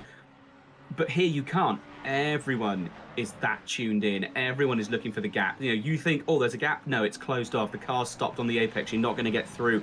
Lots of clever driving you see here. It's not just the fast lap times. It's the racecraft as well. And you see that in some defensive drives. Haven't had to see that much of it this race. We certainly saw it at Valencia last week, though, where there was some really good masterclass defensive driving going on. Yeah, you're spot on with that, to be fair. Unless you've got some friends or race teams that you're part of, getting that practice that is the same pace as you is very tough. A lot of these guys, obviously, they will do their practice with groups of people that they know that are relatively similar speed to them. So yes, you might not have all of the racecraft, but a lot of these guys, all they're doing is racing. So yes and no, but yeah, I mean, it's one of those things, unfortunately, for the number 26. I think that was just all fingers and thumbs. He knew that he was the wrong way round and just got caught out a little bit, went the wrong way, and yeah, unfortunately, he found himself driving down the wrong way of the track. Never mind, I haven't seen it before, but it can happen. It's getting worse. It's getting worse for car number 26. So this was a lap 1 incident that came in, and it was car number 1226 on lap 1. And it is a 0 second and 0 license points, but it is a warning for car number 26 for driver standards. So yeah, it's the bad times continue, I am afraid, for Shiro on this one. And another one that's just come in as well, car number 41 and car number 78 on lap 1, 10-second penalty for car number 41, causing a minor collision. I think that's Richie, isn't it? Yes, it is. Yeah, yeah, you can see the 10-second penalty up there. Running in 12th at the moment. That was lap 1, did you say? I think that was where... Yeah, that was lap 1. They went side by side, and I think the Porsche or the Lamborghini ended up on the grass at some point, and that's what caused maybe some of that damage that we noticed earlier on in the race. Excuse my voice. Yeah, unfortunately, Miguel Renault Ricci, unfortunately, on the bad end of the stewards this afternoon. Arnold's got himself a drive-through penalty. That will be track limits. And Luke Whitehead is 15 seconds away from the nearest competitor. Del Fante, though, closing the gap to Jardier. Looks like we changed around, because I'm sure Riley was behind. I've lost count now. How many changes we've had behind Jardier. But Jardier holding firm and not putting a foot wrong in the place there. We have got a lot of changes behind. I just want to find out what happened to some of those guys that made the earlier pits. You've got Gert Fischer, Black Goldsaw, and the likes of Valentin Barrier and Aidan Walsingham, all very close to each other, actually. They're actually in a pack of their own here, Tim. We've got Aidan, Valentin, Gert Fischer, Black Goldsaw, all separated by a second, and they've all pitted. Yeah, so technically, well, yeah, Walsingham is the leading pitted car, isn't he? Yeah. Lee has just come into the pits as well, so it'll be interesting to see where they come out. They've been 100% sort of around ahead. Yeah, 100%. Where did Lee pit from? I wish I knew. Well, 15th. Oh no, 12th when he went into the pits. So it'd be interesting to see where he comes out. Yeah, 12th when he went in. More incidents coming in now. So this is from lap 10. So a little bit of a push forward. Car number 12, 19, 24, and 44. That is a racing incident and no further action required. And to be fair, on lap 1, car number 7, 14, and 29, also a racing incident with no further actions. So a little bit of trading paint is acceptable from time to time. It's when you get full-blown British touring cars elbows out. That's when the stewards get a little bit upset. You can't be pushing to pass. And for anyone that watches British touring cars as avidly as I do, you've seen plenty of elbows out. Oh, Arnold gets a drive-through penalty. Yeah, I think that's track limits for Sean Arnold. It came just a second ago. That will be game imposed, that one, unfortunately. Yeah, he just appeared on my timing screen. I think it was just as people were changing through the pits, it appeared at the top of my screen suddenly. But that's a real killer as well. So essentially that adds a complete, another pit stop to their race, and that is monstrous. We have had another change at the top. Del Fante's been displaced by Riley. I think they must have gone toe-to-toe because he's still right behind Riley, and the gap between them and Jardier's kind of extended to over a second. So something went on in the last lap there between the number 179 and the 51, which has swapped them around. Not too sure. Maybe Riley went for the dive. I don't know. There is damage on the front of Del Fante's, but I think that's from that little push and shove that we saw earlier on with Jardier. But yeah, there's been a change at the top at least. Obviously, we saw Arnold as well with that drive-through just a moment ago. He now has a 5-second penalty, and that was for an incident on lap 12 involving car number 2, 39, 179, and 979, obviously himself. 5-second penalty for that one. On? That was lap 12. I don't know. That was half the race ago. I don't know if that was that little instant we saw where they all bunched up. Not really too sure if that could have been it. It might have been. Where they hit each other. At turn 11. Possibly 797. Yeah, I didn't. Yeah, quite possibly on that one. If I'm honest, I cannot say for certain on that one. I'm afraid. I think that sounds a bit too early, to be fair, to that little incident that we saw, but it could be because of that. 5 seconds might be about right. I don't know. Have to have a look on that. It's replay. obviously it's only minor. If it's only a 5-second penalty, that tends to be that's as close to a warning. Avoidable collision type dealio. Yeah, pretty much. I mean, and luckily these obviously Richie and Arnold haven't done their mandatory stop yet, so they can add that time to their mandatory stop, and it isn't a case of having to take either the time to the end of the race or having to repit for another drive-through or something like that, which is an absolute killer as well. Sometimes you think to yourself, I'm racing, and it can be a real damper on your race, actually. If you have like a 30-second penalty and you've already done your pit stop, you're battling for position, but you think, but it's going to be 30 seconds of time loss. Yeah. So it can be a little bit thing. I think, was there a yellow flag up in that top pack just then? I feel like I saw a yellow flag. I'm going to go back and see what I can see. I believe that was... I think that was the Melbourne Loop. Saying that has seen lots of pitting. Has the rain been pushed back to after the race? No, I'm not sure. I just don't think we're inside of that 20-minute window yet. We'll only know the update when that 30 minutes change to the 10, i.e. in 10 minutes time there'll be rain, which I think will come roughly about 15, 16 minutes remaining. So I think, what did we work it out when we first saw the rain? It was 7 minutes towards the end, possibly 8. So yeah, when this goes to, oh god, I'm not sure, 18 minutes, you might see it dip down to that 10-minute time coming. So 2 minutes time, if that 30 minutes changes to rain to the 10, then we could see some rain at the end. If not, I think we're all good. It's a stressful time, I imagine. So some of these guys as well, it's not just themselves sat there in front of the sim. They have team managers. They've got people working out strategies. And I imagine if you are someone that's... Oh, there we go. Just dropped down to the 10 now. So we should see some rain. At least 10 minutes in the last... rain. Yeah. And 10 minutes of rain at Donington is quite a lot of rain, That's to be a honest. fair amount of rain, actually, yeah, when you think about it. Sort of, it's... I think some people should be okay. I really do think that Whitehead is pushing. He's going to try and pit the wets as late as possible. I think that's the strategy he's going for. He's got to be. He still hasn't pitted, and I think that's why we're seeing, with only 20 minutes of the race left, such a massive amount of people. You think it's still the top 18 drivers haven't pitted yet. I imagine their tyres are all getting pretty hot and sticky at this point. So it is only light rain. So, you know, if they do pit for the wets, they will see a significant hit on race time, on lap time, sorry. It's going to be really, really close. It definitely takes more than 2 laps for the rain to really take in effect, and it's only light rain. So, you know, 2 laps round here, what's that? That's 3 minutes. So, it's going to be more than 2. I think it's going to be really touch and go. I think you probably could do it on the dry tyre. You might suffer a little bit, but I think even if you change over for wets, roughly as soon as that rain comes in, you're only going to benefit for about 5 minutes. It's not going to be a lot benefit from that tyre. So, but at this point, do you just go for wets anyway, because you're already coming into the pits? Absolutely I mean, not. because you've got. I mean, if these people are planning on going as long as they can on these dries, obviously I know it's going to be a difference. But is it better to come out on wets in the wet, or is it better to come out on cold slicks?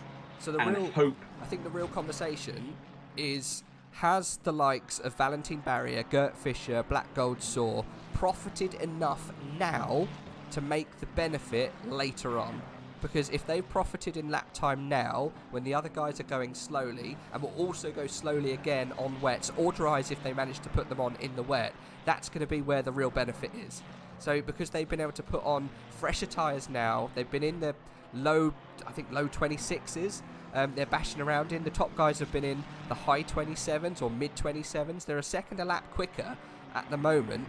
Are the other guys going to be a second a lap quicker when they put the wets on for 5 minutes? That's the difference. So we might see the likes of BGS, Fisher, Walsingham, Barrier jumping up into side of that top 10 towards the end of the race, where other people are floundering on new dries or new wets, whatever it turns out to be, when these guys have actually made that gap earlier on in the race. Do you get what I mean? Is that hard to understand? No, I totally know what you mean. Yes, it's just a case of, you've got to get the tyres working for as long as possible. Actually been a change. Barrier is now our leading pitted driver. Just got past Walshingham in sector 3. So being able to push forward. I do think that maybe they've squabbled a little bit too much, though, Barrier and Walshingham and Gert Fischer. I think their lap times, I mean, the last time round they were high 26s again. But you've got to look at Luke. Look at Luke. He's done a high 26 or a high 30 last time round. That was a very slow lap, nearly a 131 to be fair. I don't know if they've had that much of an advantage. I really don't think there's been that much consistent sort of, time gained. I think they've squabbled too much. Oh, Lee picked up a drive-through as well now. So that's going to be game implemented, I would imagine. It will be a fair amount. It will be a good 10 seconds because they Whitehead in about 10 laps ago. So this is the real test to see what they're actually doing. It will all depend on what tyre Whitehead comes out on, whether it's the wet or the dry. Coming in now for wet seems ridiculous. He will be on dries. There's no other way about it. Yeah, I mean, if he was waiting till literally the last 5 minutes, fair enough. But yeah, he's got to be on dries at this point, because if he comes out on wets, there's going to be absolutely nothing left of those tyres by the end of the race, is there? I'm pretty sure. He's come out the pits again. He's running in 14th now. He's out the pits already, so that was a pretty quick stop. And who's behind him? Barrier. Still a huge gap back. Oh no, he's dropping even further now, down into 16th place. So he's on dry tyre. Yeah, he's doing. No, I think that's going to be the way to go, isn't it? I think some of these drivers are going to try and go all the way till they need a wet. It's a bold strategy. I think these guys were worried it was going to come sooner. And I think as soon as Luke Whitehead's realised it's gone to 10 minutes, he's very quickly then pitted. The message has got through and he's gone, well, it's only going to be 10 minutes of light rain. Let's pit now, otherwise it's going to damage me too much. I wouldn't be surprised if you see the likes of others doing exactly the same now. But saying that, the Jardier train has just passed the station and all these boys have gone for another run of of laps in the top. So yeah. Riley's very close, by the way, now. Still.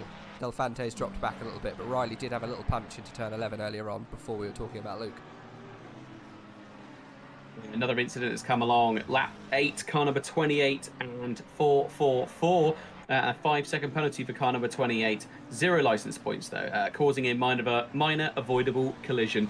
And day goes from bad to worse for car number 3 of Lee, who we obviously saw him have a drive-through penalty, and now he has a stop-go 30-second penalty. So that's speeding in the pit lane. Either didn't slow it down or sped up a little bit too soon. And yeah, sadly, now has to go all the way through the pits again and stop for 30 seconds. But that is a monstrous penalty. It's the worst penalty to get in this game. It absolutely destroys you.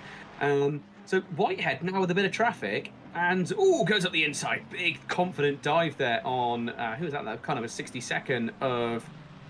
Oh, this is the name I can never pronounce. I'm terribly sorry. I read it through. Vulcan is his first name. So we'll go with Vulcan. Car number 67 realises that Whitehead is technically a battle for position, but he has not pitted. So, guys in the chat, 100%, he's on dry tyres. There was a little close-up of him going past. He has the yellow band. I promise. Luke Whitehead is on dries. We're all good. Don't worry. Yeah, I've got a cheeky camera set up that I will never show on stream, but I can then see a static sort of front nose and side of the car. And yes, yellow bands on those tyre walls. 100%, that is a dry tyre. Oh, we just got ACC shotgun. Luckily, it wasn't that loud. Welcome to Assetto Corsa. When it first gets you, it's actually pretty terrifying, isn't it? When you first get the bang. Yes, it's ridiculous. I think we had it gets louder the longer you've been live as well. Like if you're like 4 or 5 hours in, the shotgun is disastrous. I think we may have just had a little incident there. Lots of people saying Samir no. Don't know what happened there, Simeon. Samir Foch is involved. I will jump back and see if I can spot it. I'm guessing they're on about Samir Foch. I think he's fine. Don't know what's going on. Oh, as Riley goes for a dive around the outside in 11. That's not going to come off. He's trying desperately to get past Yardier here for that second step on the podium. Yeah, I've watched it back through the replay. It went back 30 seconds, and I'm not seeing anything. I think that's all it was. I think it was just the shotgun. Okay, yeah. No, that's fair enough. I changed to Foch as the shotgun happened. I think that's like, no, Samir. Bless him. Someone took a punt and missed. It was those sand people. Turn 3 sand people strike again. Oh, the Tuscan Raiders. Yeah, they'll be back. Luke Whitehead. I don't care what anyone says. Yeah, sorry.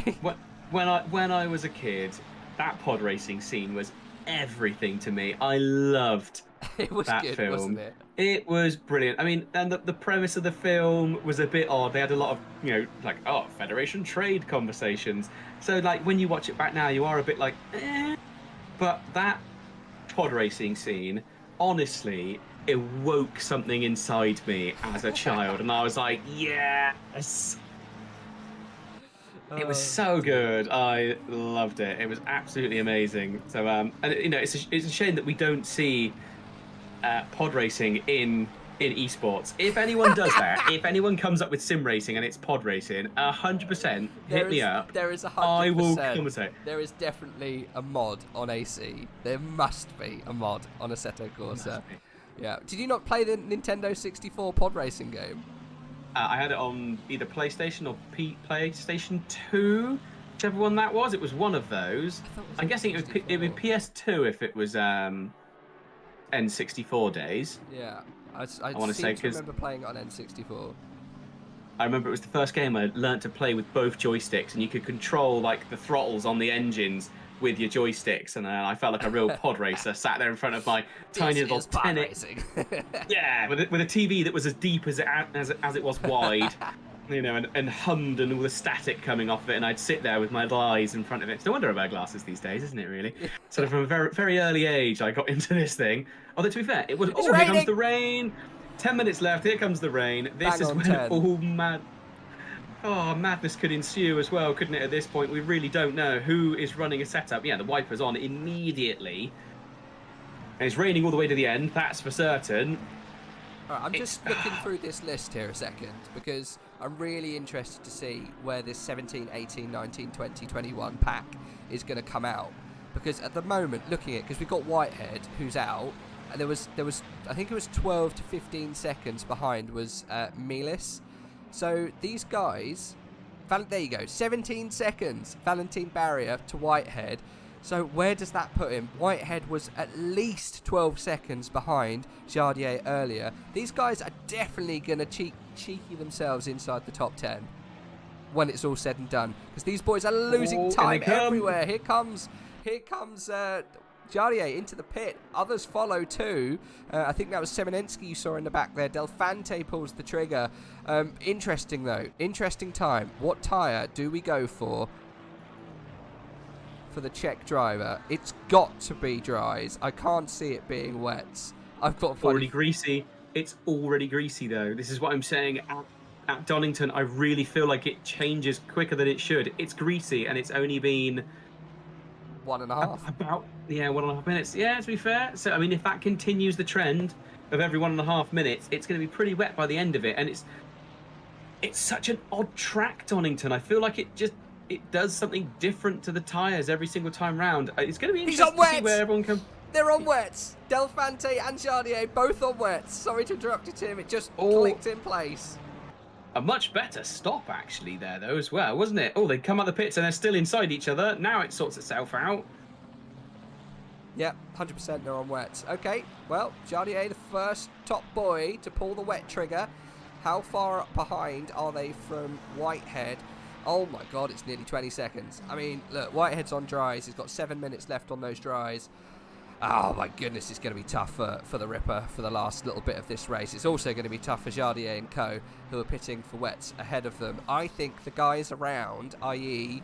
Foch, Mikowski, Riley, are all going to be coming in now for wets. They are. I mean, you might have even gone one more lap on the dries and it wouldn't have affected you, but there's definite spray coming up for the back of the car. This might have been a masterstroke from the guys behind. Jonathan Riley might actually get past his main competitor in this round of pits. Let's see. We're on board with Riley at the moment. He's still in the pit stop. I think Valentine Barrier, obviously our winner last time round, he went for a very early pit and we saw him climb up a little bit. And he's just, well, I mean, he's running on, obviously, on dry still. He's just coming up to finish the lap. Now, where is he going to come out with all these cars that jumped into the pits? Arnold, obviously, as well, with a 5-second penalty that has now been served. Oh, it's going to be super close, isn't it? Let's see. Is that BGS ahead? It is! He's managed to get himself ahead of Jardier. On pace. I told you they're cheeky themselves up here. Here comes Riley out the pit. We're definitely going to have the overspeed from Jardier. He's going to be annoyed by that. But the main talking point, Black Goldsaw has got himself ahead of the second place man of Jardier. So at the moment, on merit, it's Black Goldsaw in second place. Gert Fischer, actually, I think he's also pitted ahead. Oh, it's all sorting itself out now. Here you go. No, it's not. It's Valentine Barrier, Aileen Walsim, Gert Fischer, Black Goldsaw. Jardier then will be down to legitimate 6th place after that. I told you those boys were ones to look at. The benefit did happen in that middle sector, but now they're going to suffer on the cold and the dry tyre through this last little section. But can they hold on? How fast is the pace of Jardier? I told you it was going to be something to watch, and it has happened in front of us.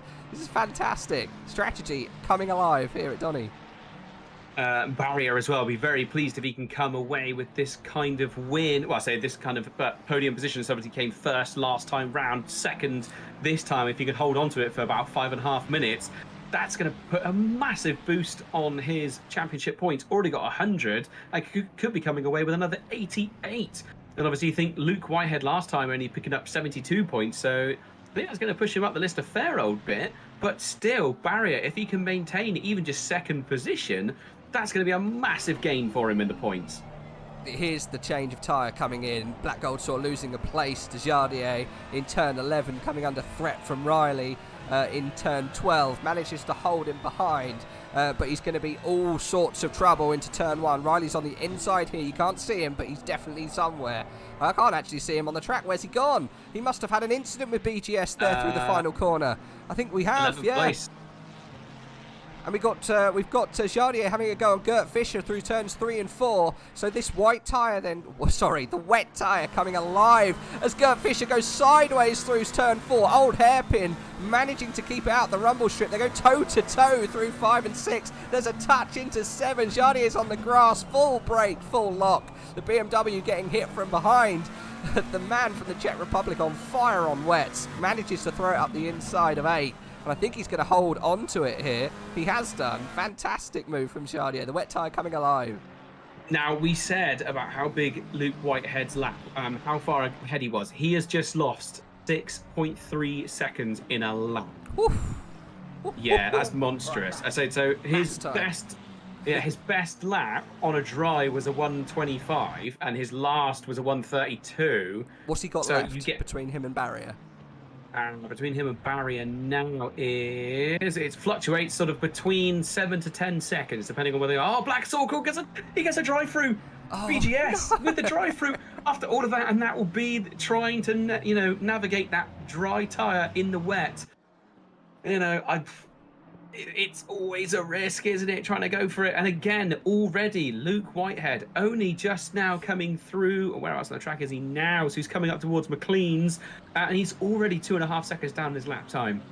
If he loses that amount of time per lap, you said around 6 seconds, in the next 3 seconds he's going to lose himself 18. He will keep the gap to Barrier. So I think he'll be fine, just. And I think Barrier's on dries himself. So yes, it's not so much that. It's going to be Jardier pushing forward. I think, Walshingham and oh no, he's on dries Jardier. Too. It's Jardier he needs to be worrying about. Walshingham and Barrier are both on dries. Sorry.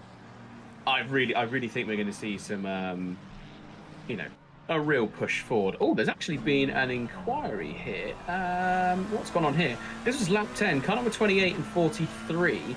It was a 10-second penalty, and then no further action for car number 43. Stewards decided to downgrade the incident to minor because car 43 was warned by car 28 of overtaking and unlapping tentatively. Okay, lots of words to go into there. Big explanation. I think that's more going to be for the teams to keep an eye on as opposed to us in the booth. But there's a big old... Oh, and another penalty comes through again. Who is this now? Car number 26 with 2 license points and a 15-second penalty. Is that for the reversing on the track? Or going the wrong way down the track, I think, would probably be where it is. It just comes up with causes a moderate avoidable collision, which involved a few other cars. That's all I've got on that one. So, yeah, that's again... probably that one. Yeah. Just under 2 minutes left of the race now. Whitehead still pushing pretty well ahead. Although, who is that right behind him? Is that Barrett? No, it's not. It's another... Yeah. Jardier has made his way past Walsingham, by the way, and he's only 1.5 seconds from behind Barrier, which he will overtake. So it's whether anyone else can get past that are also on the wet tyre. Jardier's left everyone for dead. Obviously, Riley had an incident with BGS. He was right behind. I mean, these dry runners, wet runners, have all put kind of a bit of a massive wet and dry cat amongst many pigeons here. Jardier, though, is doing very well. Samir Fock, I believe, is on wets. Judging by his pace, at least, he is now up into... that's got to be 3rd place. No, 4th place, sorry. Yeah, so he's pushing forward. And actually, Jardier already on the back of Barrier. I don't think there's going to be any chance. Barrier 5.5 seconds down on his lap time already. Luke Whitehead 7 seconds down on his lap time. They're putting in 32s in comparison to some of the other people around them. So that is a massive drop of time every single lap. And yes, actually, Jardier going to try and take 2nd place away now. Yeah. Coming up to that final turn, he's on the outside. It's going to be risky trying to go around a dry shod car on the outside with all that extra grip. A little bit of a rub. He'll make it on the run to turn 1. I think there's danger for Samir Foch. I think he needs to get onto the back of Valentin Barrier. He can actually see a podium here today. This is the last lap. Valentin Barrier needs to keep it inch perfect. He's got, Foch has got to keep it inch perfect. So is Valentin Barrier, to be fair. He's got a second to make up to the back here, and he could actually be on for a podium. Jardier obviously is in second place now. It's whether Barrier can hold on to Samir. Let's go on board with Samir and see the difference in pace. As you can see, Valentin Barrier going sideways through 4, trying to hold on to the back of Jardier. I think this might come down to the line here, Tim. We're going to get incredibly close. Samir Foch absolutely munching Barrier in the braking zone. Barrier not even able to put his foot down on the exit of the corner. It might even come into the S's. We'll have to see. Look at that pace difference between these two cars. It was the wrong call. They all had to wait for the wet tyre, and this is where it's made the massive difference. Samir Foch looking to the inside into turns 9 and 10. I'm not sure he's going to do it, though. We'll have to wait and see.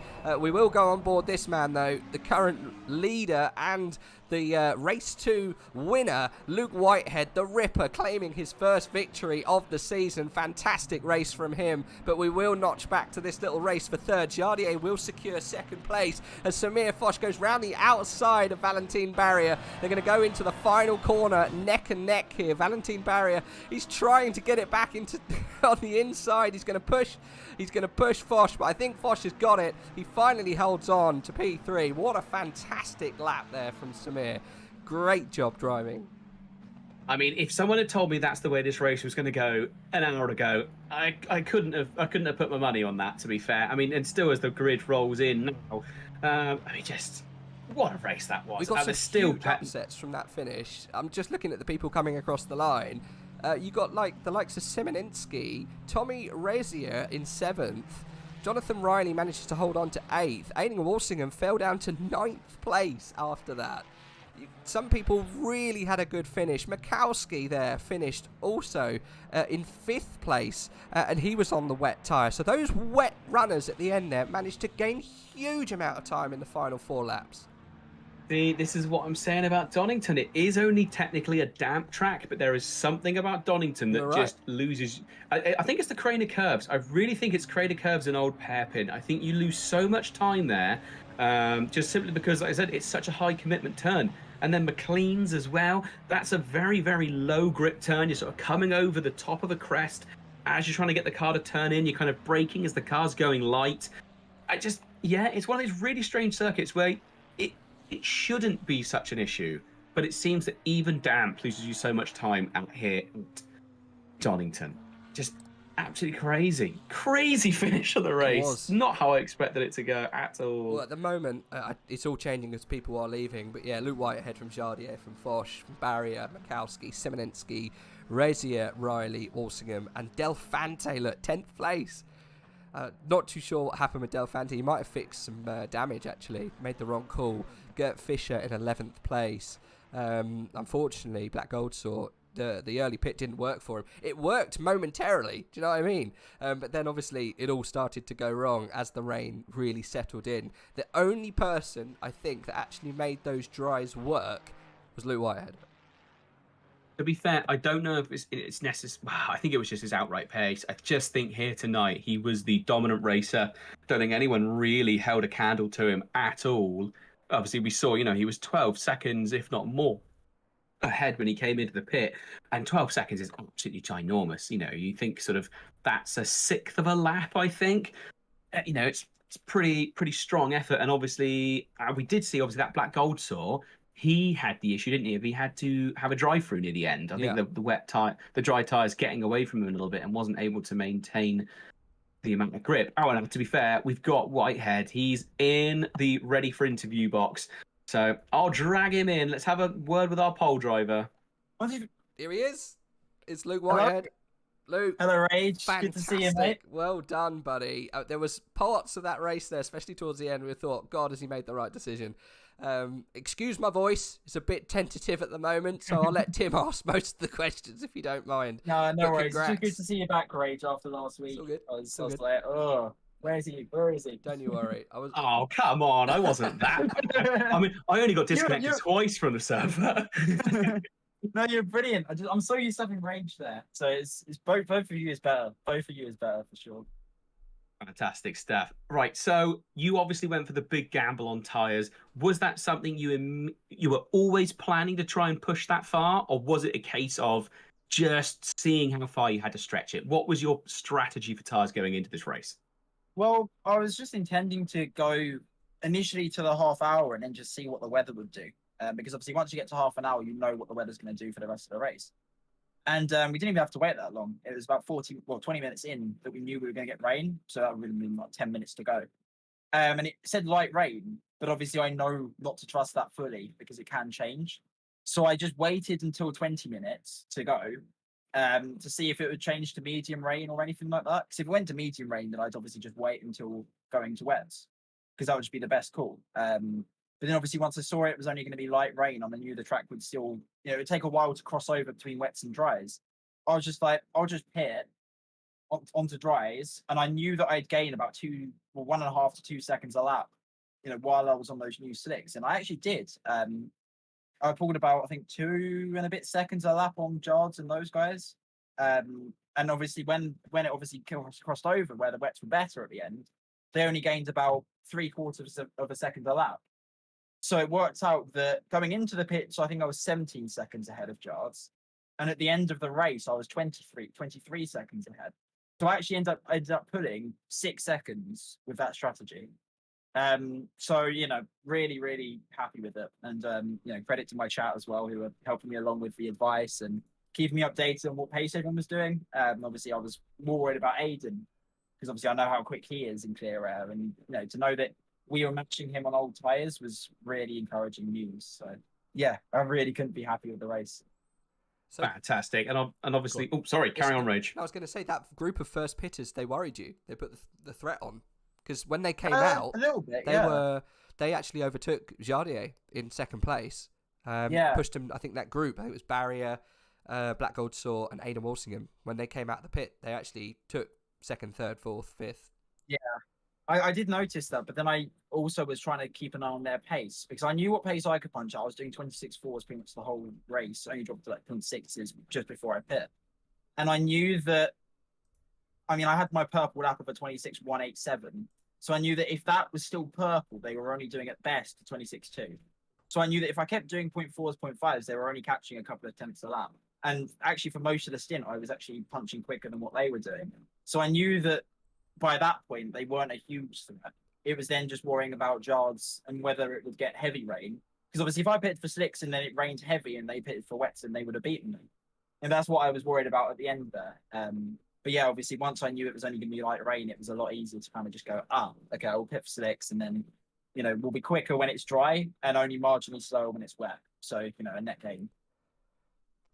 Oh, it's interesting to hear all of the nuances that go through your mind in a race. It's ridiculous. Yeah, the luxury I had was I had quite a lot of time to kind of think about it. Obviously, I had about 15 seconds by the half-hour stage, which is obviously a really good position to be in for the rest of the race, especially when it's changed for weather, because, you don't have to take that risk. You can kind of see what everyone else is doing, monitor more closely, and obviously I didn't have to push as much, so I could concentrate on other things rather than just the driving and pushing like hell the whole time. So it was, all about just cruising once I had that gap, and then, monitoring what everyone else was doing, and then, making the right call, which luckily I managed to.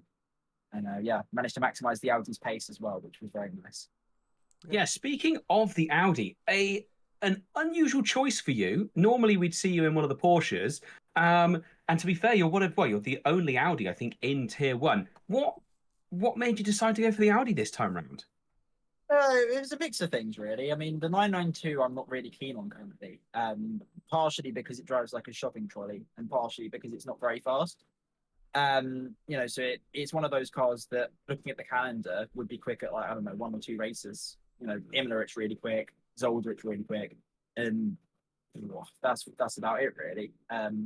So then obviously I was kind of thinking, what car do I choose? And I saw there were so many Ferraris, and most of the guys that drive the Ferrari, drive it all the time. So the likelihood of me beating them is relatively unlikely, I suppose. I know I can obviously get close, but it'd take me a lot more effort and a lot more difficulty. So then when I was just trying cars, I tried the Audi, and it just felt really natural. Got into it, found a setup that worked really well, or setup approach, I should say. Beat a load of PBs that I'd already done in 1.9, and it was just like, yeah, it's a no-brainer. Especially given how now I finally have a car that actually has straight line speed. Obviously, as we showcased at Valencia, it was able to just carve our way through the field from 11th to 4th, with a track where you can't really overtake. So it's basically the opposite of what the old Porsche was with regards to raceability, but it also has that cornering speed that I can take, and it's a very sketchy car, which is also to my liking. So it's it's a no-brainer for me, and I've managed to sort out the problems that I had at round one, and yeah, I couldn't really be happy with my choice, to be honest. Oh, brilliant. I mean, yeah, I was a little bit taken aback when you said you were driving the Audi. I was like, oh, my Yeah, God. I knew you would be. I knew you would be. I was like, I want to see their reaction. His reaction to it. You've obviously found a nice niche in that car that works with you, which is, I mean, it's fine. As long as it works for you, then that's all good. But yeah, I was slightly surprised, but I guess looking at what just happened this afternoon, I'm like, okay, maybe he's made the right choice. We'll see how it I was transpires. nervous about the rain because I'd heard people say that it was really bad in changeable conditions and really bad in the rain. But if anything, I felt stronger compared to the fields in the wet and the changeable compared to what I did in the dry. Oh, really?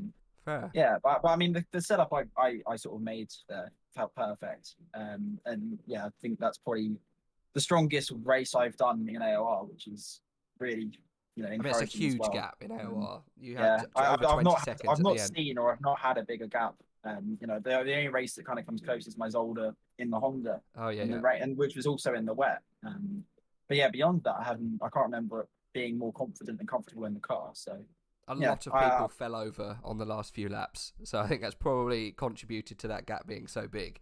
There was a few incidents behind people fighting for things that they probably shouldn't have fought for because they're on dry tyres. So yeah, definitely. There were some disasters behind you.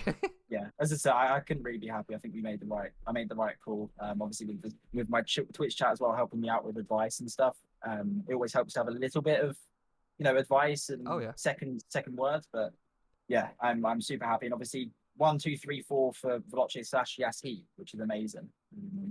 Obviously Jards and Foch as well. Samir, great to see him back up the front as well. Yeah, and fantastic race. Valentin P4. So I think I'm tied championship lead now, if I'm right in saying that. Of course you are. I've no idea. The results aren't up yet, but obviously you know where you are.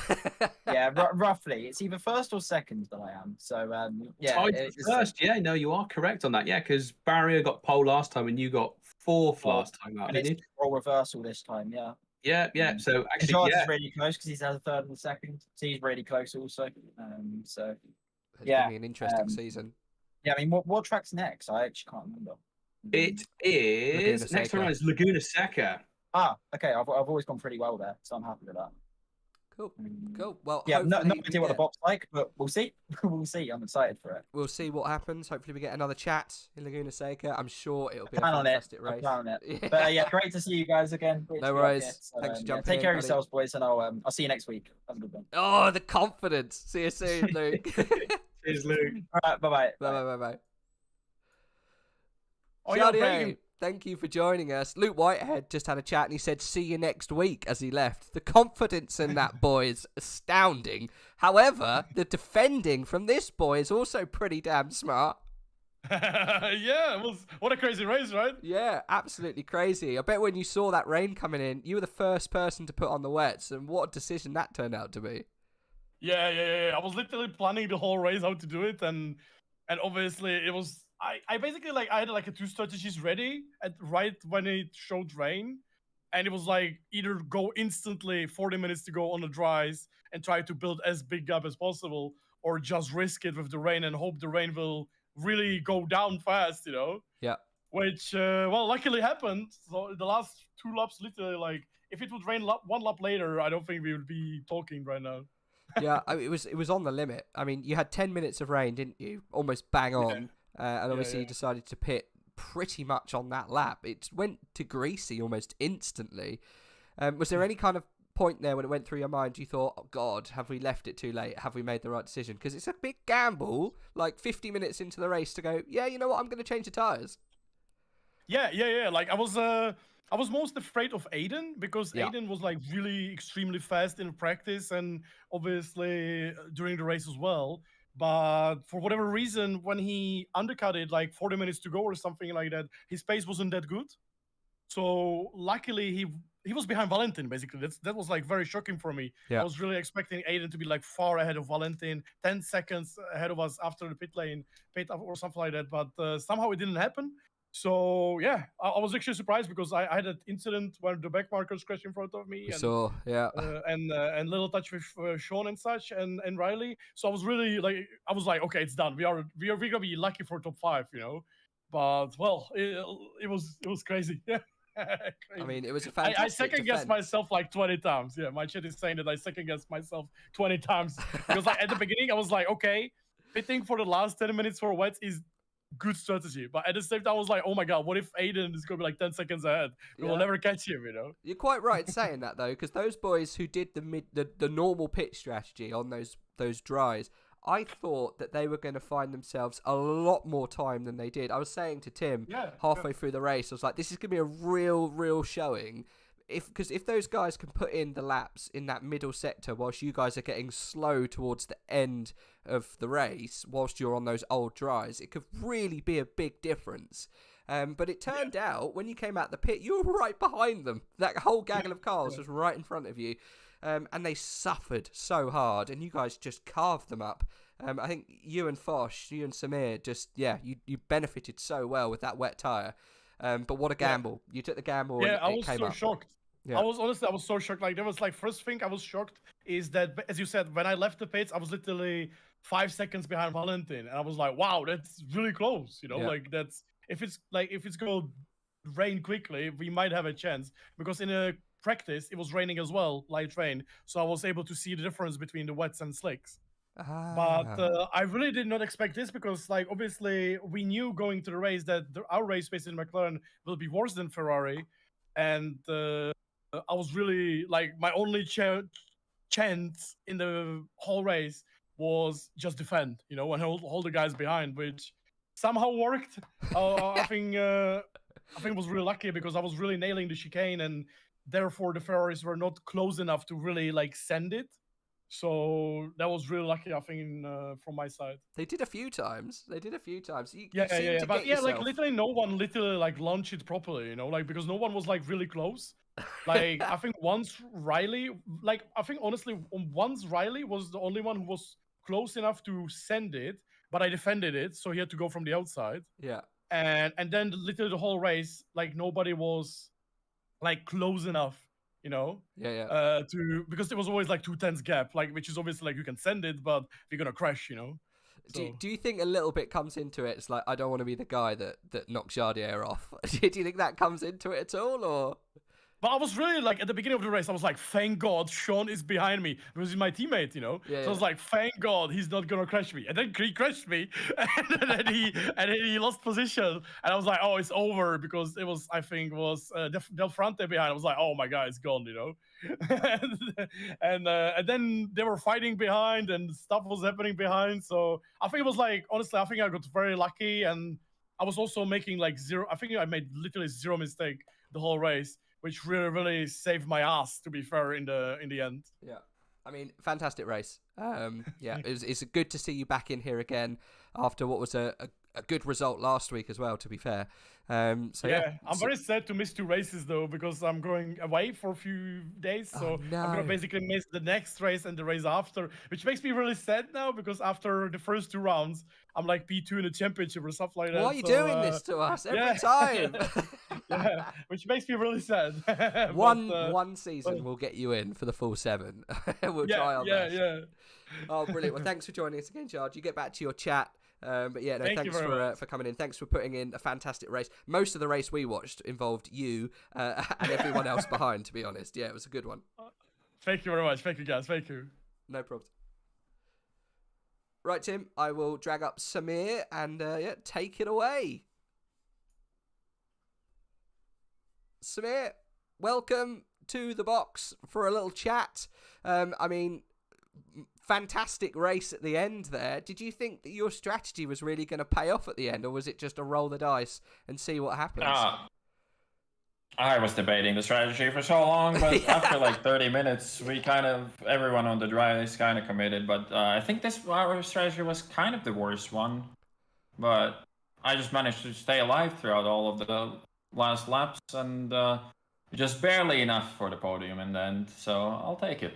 Yeah, I mean, look, at the end there, I knew it was going to be an absolute push to get past it. Was it Barrier, I think you were trying to get? Was it Valentine?